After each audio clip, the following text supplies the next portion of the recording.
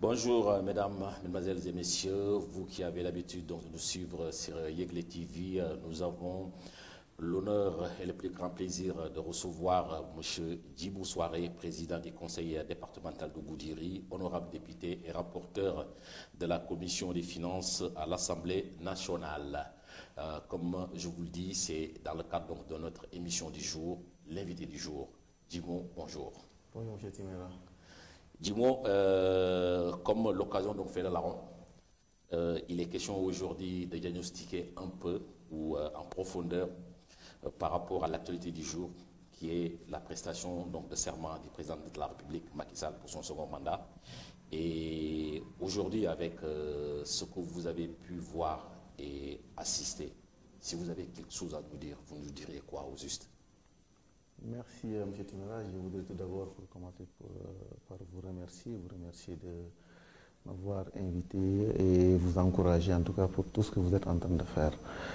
Par rapport à la prestation de serment, je voudrais tout d'abord exprimer en tout cas aujourd'hui tout le plaisir que j'ai eu en tant que militant et responsable politique qui a accompagné le président depuis 2009 et qui l'a accompagné lors de son premier mandat et qui a battu campagne au mois de janvier-février dernier pour sa réélection, campagne qui s'est sanctionnée par une victoire éclatante.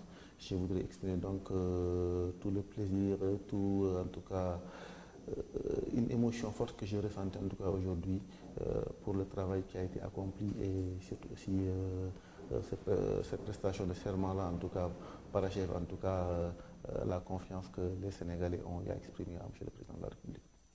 Est-ce que vous reconnaissez qu'aujourd'hui, lors de cette prestation donc, de serment, que le président Macky Sall a fait un discours donc, de haute facture? Et que retenez-vous donc, de certains points saillants donc, de ce discours? Comme d'habitude, le président a eu à faire un discours de très haute facture. Ce que je retiens, c'est cet appel en tout cas au rassemblement des Sénégalais, parce qu'il le dit, il dit qu'il est le président de toutes les Sénégalais et de tous les Sénégalais. Et c'est ce qui est important.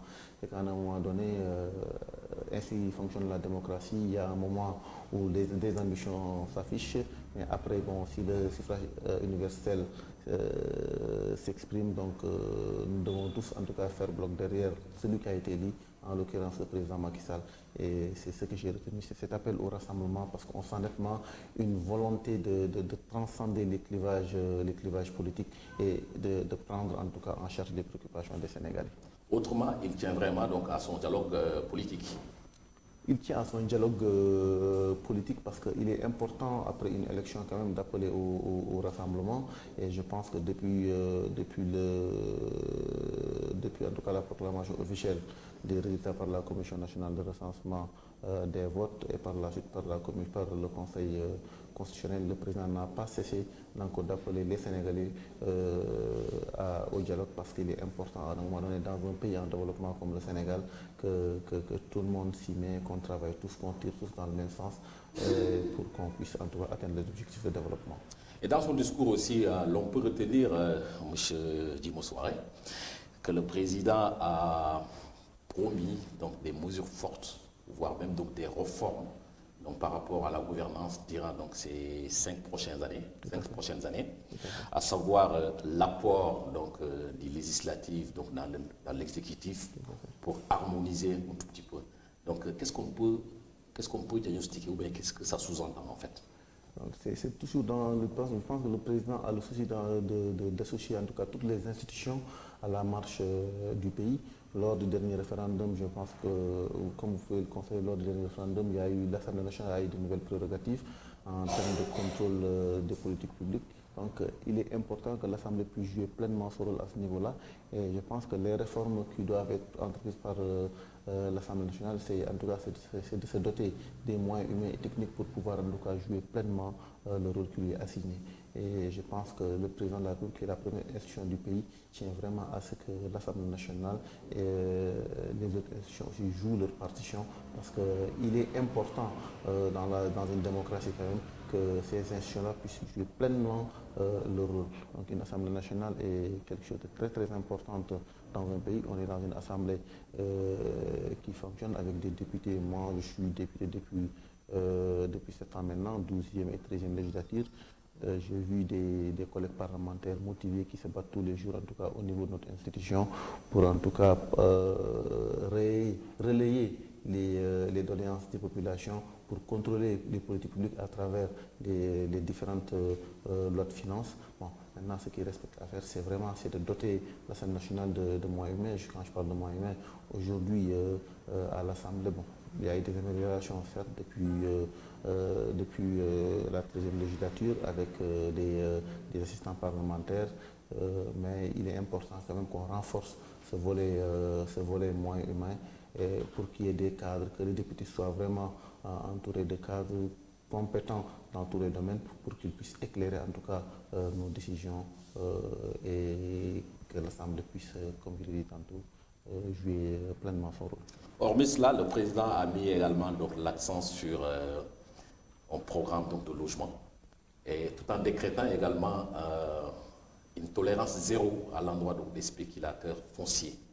Donc vous, en tant que responsable politique et qui plus est président d'une institution territoriale, quelle est votre lecture par rapport à ça?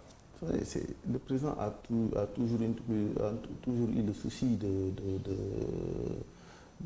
permettre en tout cas à chaque Sénégalais de vivre décemment. On l'a vu il y a 3 ou 4 ans avec la baisse des loyers, parce que nous sommes dans un pays en développement, qu'il y a une certaine couche de la population qui sont très, très vulnérables. Et aujourd'hui, surtout dans les grandes villes, on voit nettement que le logement pose un sérieux problème. Aujourd'hui, surtout dans une ville comme Dakar, où il y a une flambée des prix des loyers, à ce niveau-là, il y a eu des efforts à travers cette loi pour réguler en tout cas les prix des loyers, mais il est important aussi que, comme il vient de le dire, que l'État puisse prendre en charge un ambitieux programme de construction de logements sociaux pour que les couches les plus vulnérables puissent aussi accéder à des habitations décentes à ce niveau-là. Et maintenant aussi, il faut que les collectivités locales, comme vous dites, jouent leur partition. Vous avez tantôt parlé du foncier, c'est du ressort en tout cas des communes, des maires. Il y a à ce niveau-là aussi beaucoup d'efforts à faire en tout cas.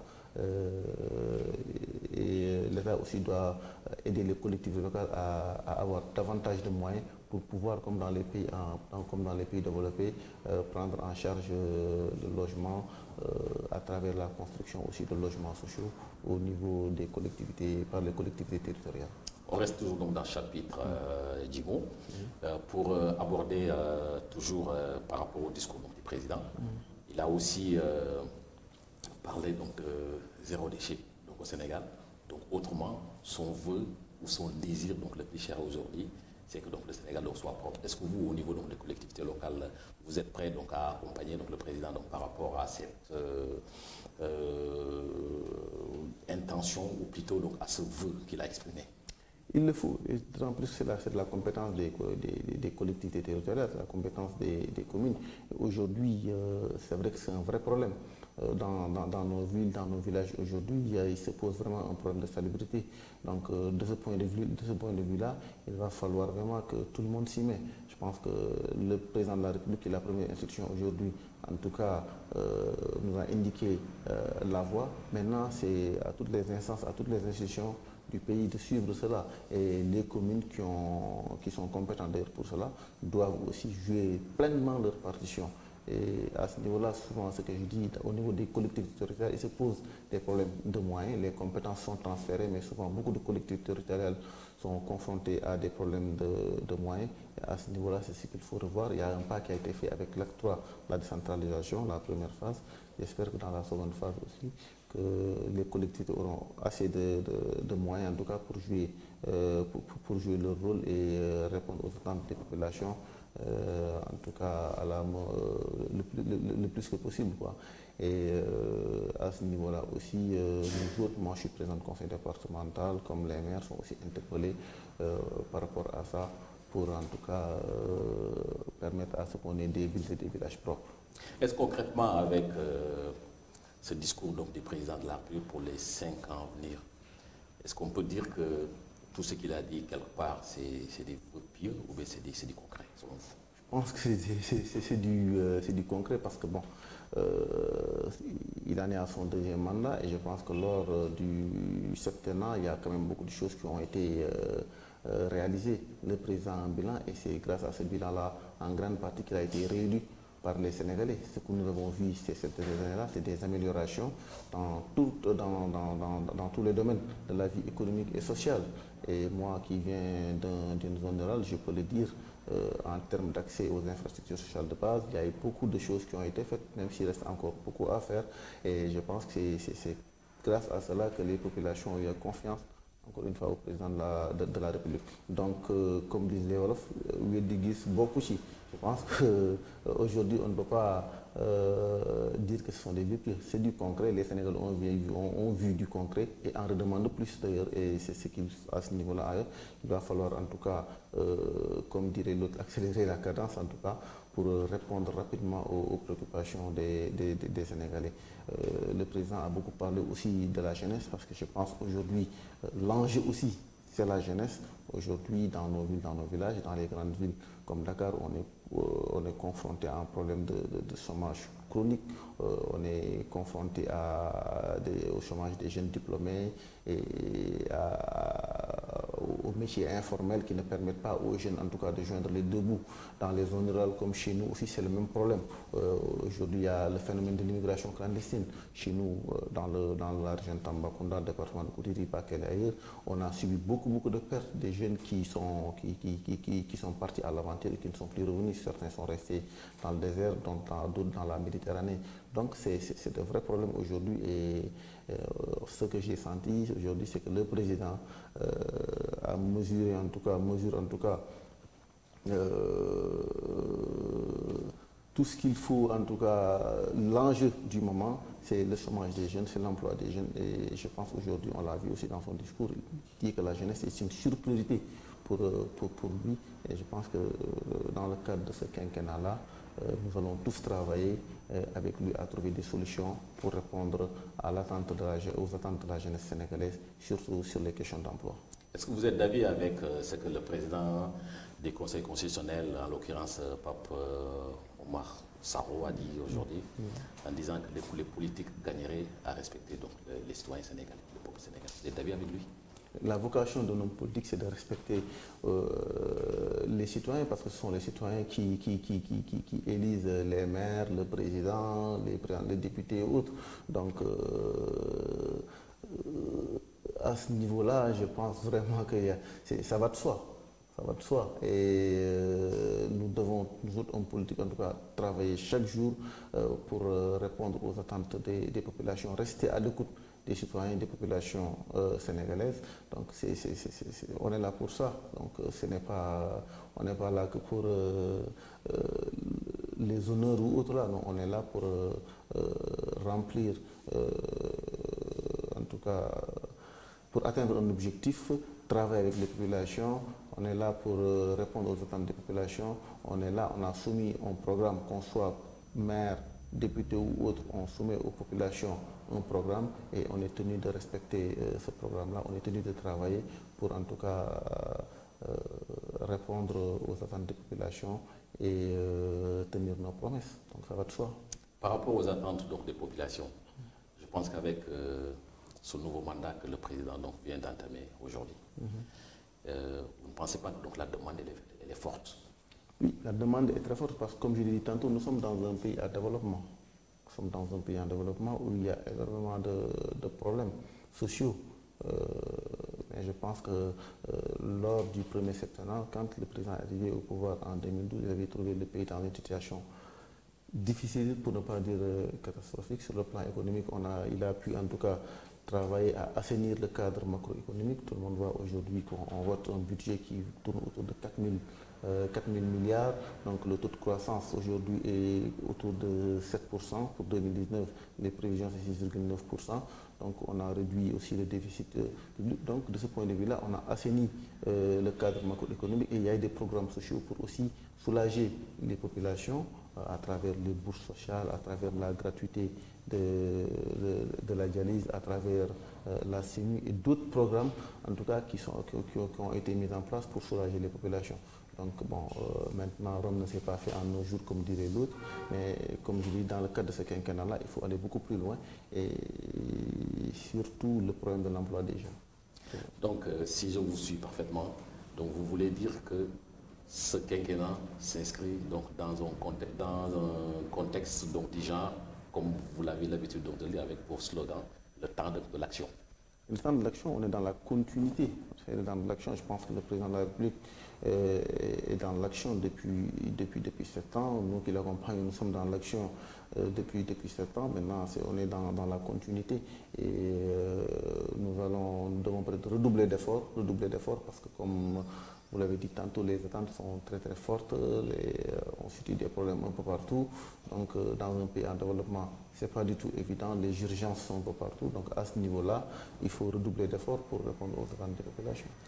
En dehors donc de tout ça, en dehors donc de vos casquettes donc politiques ou même donc de parlementaires en tant que Sénégalais, aujourd'hui, ce que vous avez vu avec cette présence massive donc d'États qui sont venus ici au Sénégal, quel sentiment ça vous inspire en fait?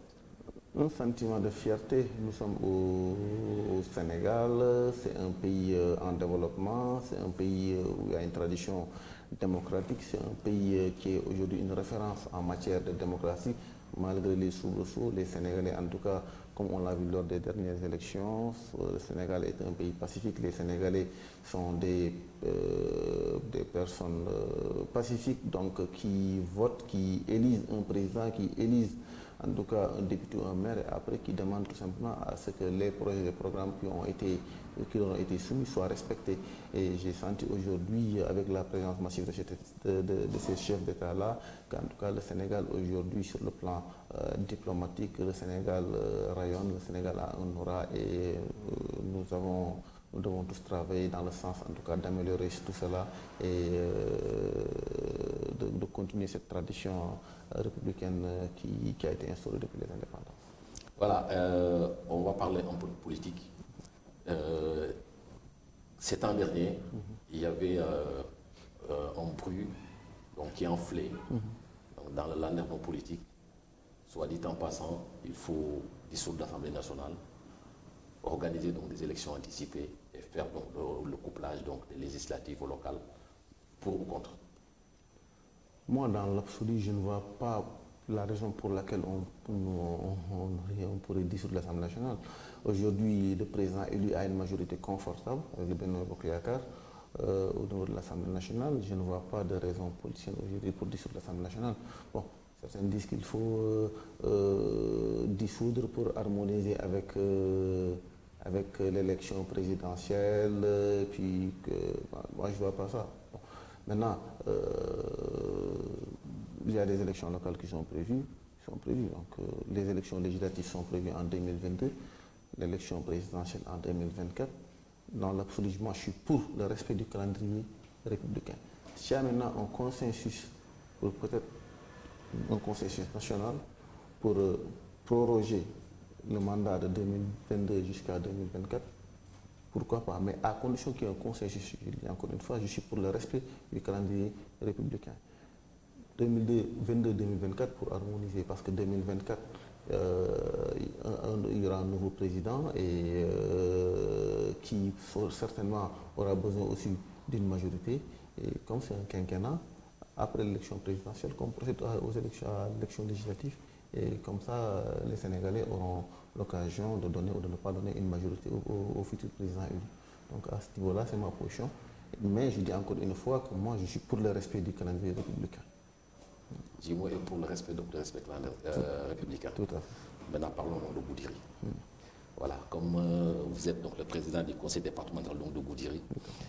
Et aujourd'hui, au niveau donc, de Goudiri, en tant que d'abord natif donc, de cette localité et élu donc, de cette même localité, s'il y a quelque chose à changer ou bien quelque chose à faire, vous commencerez par quoi? Au niveau du département de Goudiri qui regorge d'énormes potentialités, comme dans beaucoup de départements ou de régions périphériques. Vous savez, l'une des raisons qui m'ont poussé à accompagner le président Macky Sall, c'est j'ai senti en lui cette volonté de territorialiser le développement.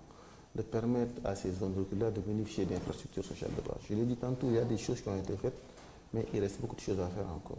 Et Goudiri est un département à vocation agro-pastorale. C'est un département de 17 000 km qui regorge de richesses inexploitées encore. Donc c'est une zone où je pense qu'il faut que le gouvernement, je le répète souvent à l'Assemblée nationale, il faut qu'il y ait un programme spécial pour des zones comme Goudiri. Je prends juste un exemple. Dans le cadre de l'agriculture, on a un département de 17 000 km où il y a des terres à perte de vue, où il y a de l'eau, il y a la disponibilité de l'eau. Donc il y a une main-d'œuvre. Je l'ai dit tantôt, il y a beaucoup de nos jeunes qui partent parce qu'ils n'ont plus d'espoir, ou bien parce qu'ils ne parviennent pas à savoir qu'ils ont une richesse, la terre, qu'ils peuvent valoriser la terre. Et pour cela qu'il faut qu'on les accompagne, que l'État les accompagne, que les collectivités territoriales les accompagnent. Donc arrivé à ce niveau-là, je pense que ce qu'il faut aujourd'hui, c'est de valoriser cette richesse. Je donne juste un exemple. Chaque année, le Sénégal importe 200 000 tonnes, plus de 200 000 tonnes de maïs. Alors qu'on a un département de 17 000 km où il y a des terres à perte de vue. On peut aider directement les producteurs. Bon, ça commence à être fait avec des programmes comme le PADAER et les programmes du ministère de l'Agriculture consistant à doter les producteurs de matériel agricole, de petits matériels comme du tracteur. Ça commence à se faire, mais il faut le faire de façon beaucoup plus intense, mettre en place ce genre de projet-là. Et à côté, favoriser aussi la transformation à travers la mise en place d'unités de transformation pour une réindustrialisation. Donc à ce niveau-là, je pense qu'il faut qu'on se focalise sur cela. On a des richesses forestières aussi, mais qui attendent d'être valorisées. Souvent, bon, il y a le pain de change, il y a la gomme arabique, bon, qui est très mal exploitée. Je pense qu'il va falloir qu'on développe des filières au niveau de notre département-là, qu'on cible des produits locaux, qu'on valorise et qu'on crée une chaîne de production, de transformation et de redistribution et que la population puisse vraiment adhérer à cela. Parce qu'à chaque fois, où vous écoutant, il y a toujours donc le mot valorisation qui revient. À votre avis, donc cette valorisation, ça doit venir donc de l'État ou donc des populations au niveau local? De l'État et des populations au niveau local, parce que l'État, à travers la mise en place de programmes d'accompagnement et de sensibilisation, il est important parce qu'aujourd'hui, les jeunes du département de Goudiri, ou bien des départements périphériques, Bakel, Medina Yoro Foulah, Kolda et autres, ont des richesses, mais ils ne parviennent pas à valoriser ces richesses-là. Déjà, on constate dans notre zone que les jeunes se désintéressent de plus en plus de l'agriculture, alors que la richesse, c'est la terre. Donc aujourd'hui, quand on parle de ferme pour le moment, le message ne passe pas très bien. Parce que, tout simplement, pour eux, ils se disent, bon, on ne peut pas s'autoconstruire avec cela. La terre ne nous permet pas de vivre dignement. La terre ne nous permet pas de réaliser nos rêves. Nous aussi, on veut conduire un véhicule, construire une maison. Donc, de ce point de vue, à ce niveau-là, il faut un effort de l'État en termes de mise en place de dispositifs, mais il faut aussi la conscientisation des populations.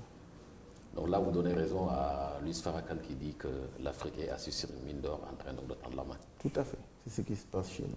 Et ce qui se passe chez nous. Parce qu'on a toutes les richesses. Hein. C'est un problème d'organisation, c'est un problème de conscientisation à ce niveau-là. Et aussi l'État, les collectivités territoriales et la population aussi. Chacun a son rôle à jouer pour qu'on puisse vraiment décoller. Et je pense que c'est fort possible. Voilà, c'est fort possible pour qu'il y ait donc décollage.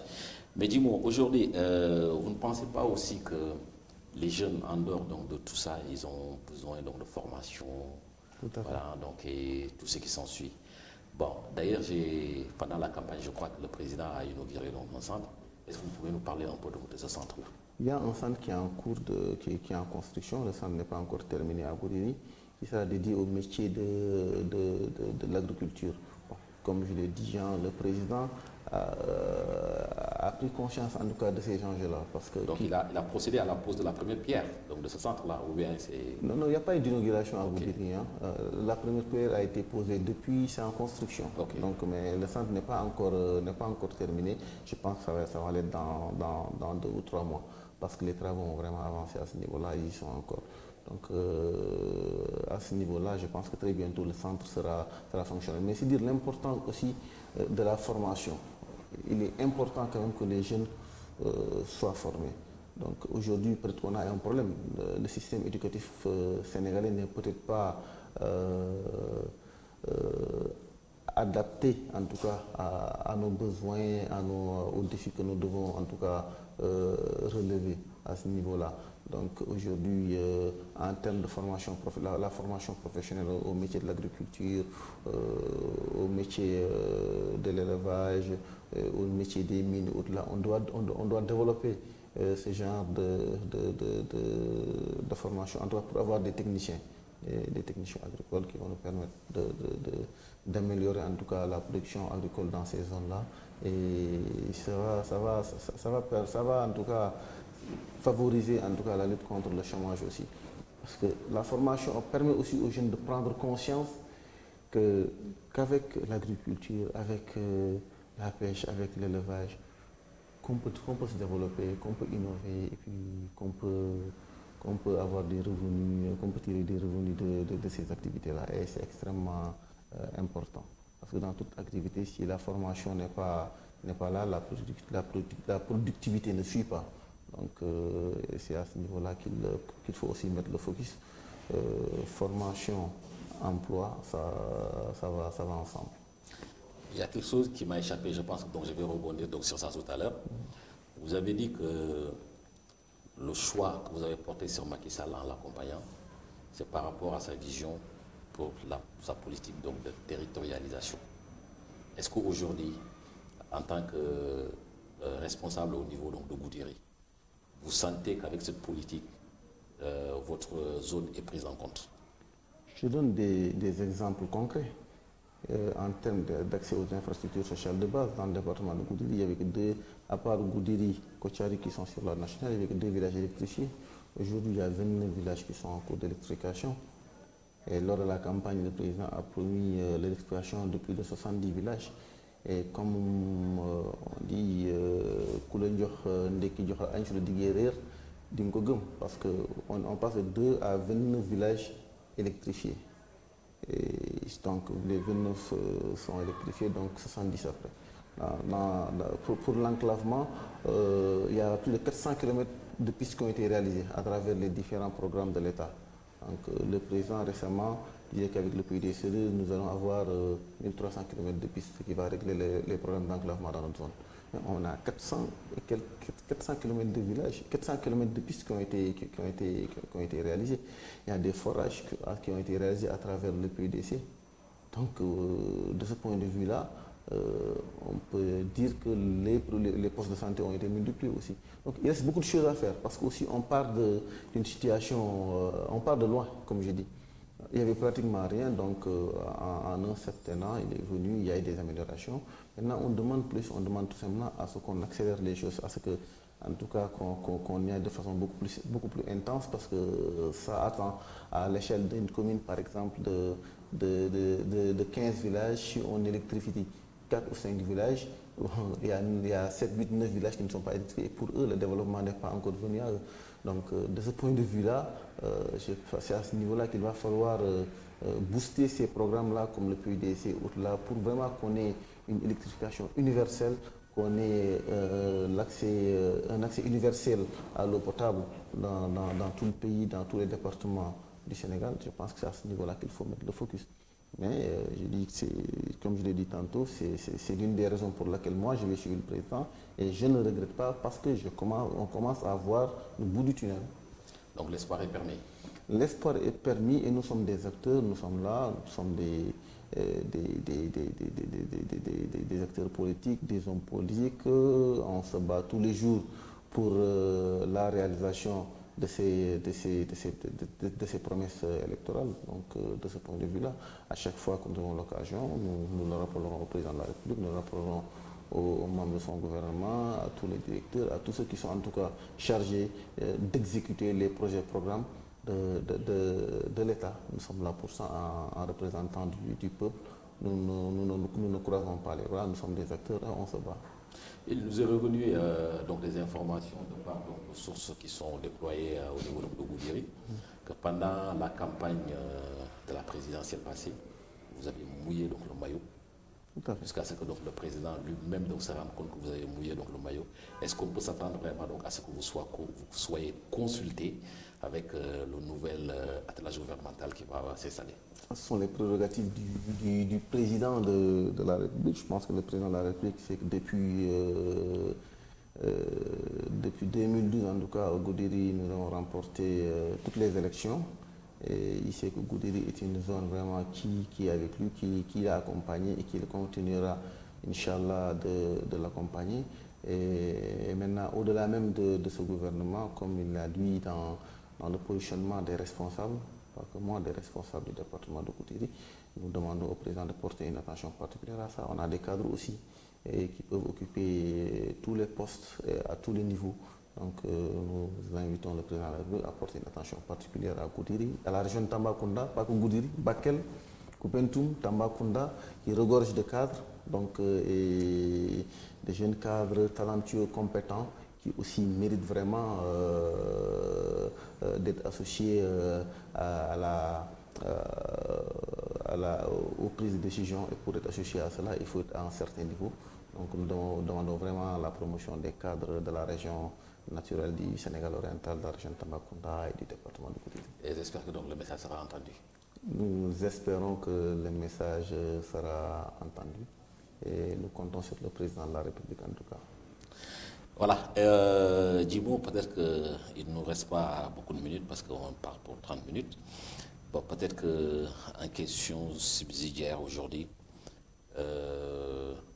selon vous, le Sénégal, notre pays, est-il carrément sur les voies donc, de l'émergence comme le veut donc, le président de la République? Je pense que le Sénégal est sur les voies, sur la rampe de l'émergence. Depuis 7 ans, nous avons constaté, aussi bien dans les zones urbaines que dans les zones rurales, une nette amélioration en termes d'accès aux infrastructures sociales de base. Aujourd'hui, on a un cadre économique, macroéconomique très assaini, avec un programme ambitieux, le PSE, donc, qui va jusqu'en 2035. Donc, en termes de planification aussi, c'est dire que les choses sont en place. Moi, je suis aujourd'hui plus que confiant. Je sais que le président, le Sénégal est en de bonnes mains. Et ce que nous avons constaté et les perspectives qui se dégagent nous donnent foi et confiance en l'avenir. Le Sénégal sera émergent et je pense que le prochain quinquennat là est déterminant. Et je le répète encore, moi je compte beaucoup sur le président, sur le gouvernement, sur tout acteur politique en tout cas, pour mettre en avant l'emploi des jeunes. Parce que je pense qu'aujourd'hui, le principal problème dans ce pays, c'est de permettre aux jeunes Sénégalais d'accéder à l'emploi pour vivre décemment et réaliser leurs rêves. Nous sommes au terme de notre émission Djimo, donc peut-être je vais vous retourner donc la parole en vous disant quel sera donc votre dernier message. D'abord vous remercier de m'avoir invité, appelé en tout cas les Sénégalais à accompagner le président de la République. Le président de la République a appelé au rassemblement, au dialogue. Il est important dans la vie d'une nation, dans la vie d'un pays démocratique, à ce que chacun fasse preuve de dépassement, qu'on puisse dépasser les différences. L'élection présidentielle est derrière nous. Le Sénégal est un bateau, le bateau a un capitaine, c'est le président Macky Sall. Et nous avons tous intérêt à nous serrer les coudes et à travailler derrière lui pour l'émergence du Sénégal. Merci Djimo et merci également à vous qui nous suivez sur Yegle TV. Ça n'est tout aujourd'hui pour votre émission L'invité du jour. Et l'invité du jour aujourd'hui, nous avions Djimo Souaré, président du conseil départemental de Goudiri, député et rapporteur à la commission des finances à l'Assemblée nationale. Merci et rendez-vous avec un autre invité, toujours sur les plateaux de Project TV. Bonsoir. Allez où?